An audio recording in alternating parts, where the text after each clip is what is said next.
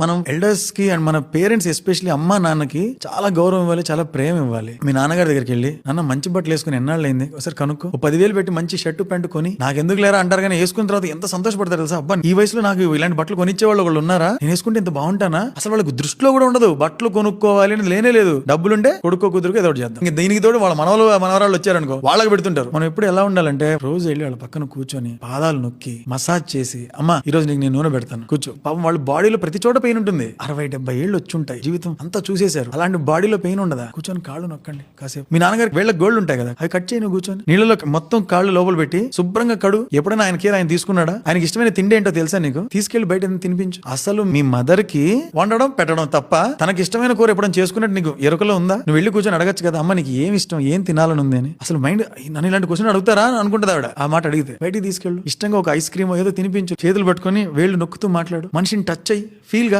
నువ్వు పెద్ద బిజీ లేదు స్వామి, మాకు తెలుసు నువ్వు బిజీ అని, ఫోన్ ఇసిరి కొట్టి పక్కన వెళ్ళి కూర్చో కాసేపు. చెప్పే జాగ్రత్తగా విను, ఇప్పుడు కాకపోతే ఎప్పుడు దొరకదు. భాగ్యం అది పేరెంట్స్ దగ్గర కూర్చొని వాళ్ళకి సేవ చేయడం అనేది. అందరం పరిగెడుతున్నాం ఏదో పీకుతామని, ఆగు వెనక్రా, కొంచెం వాళ్ళతో మాట్లాడు, వాళ్ళకి ఏం కావాలో తెలుసుకో. It is high time that we give it back to them. ఓసారి మా మదర్ నాకు ఏదో రకరకాల వంటలను వండింది, ఎప్పుడు లేనిది. ఏంటమ్మా ఇన్ని వండేవి ఏంటమ్మా అంటే, ఈ రోజు మదర్స్ డే అంట కదరా అనేది. అంటే మదర్స్ డే అంటే నేను నీకు ఏదైనా ఇవ్వాలమ్మా అంటే, అవునా నాకెందుకు ఇలా అర్థమైంది అని. అది మరి ఎప్పుడెప్పుడు ఇవ్వాలా అనేటట్టే ఉంటారు వాళ్ళు. దాన్ని ఆపి మేమిస్తాం తీసుకోండి అని చెప్పాలి. మనం అర్జెంట్ గా మొదలెట్టాలి. మన సేవింగ్స్ కావచ్చు, మన థాట్స్ కావచ్చు, మన గోల్స్ కావచ్చు, అందులో పేరెంట్స్ ఇంక్లూడ్ చేయాలి. చేసి వాళ్ళకి మాక్సిమం మనం ఏం చేయగలం ఆలోచించి ప్రేమగా పక్క నుండి చెయ్యాలి. That is mandatory.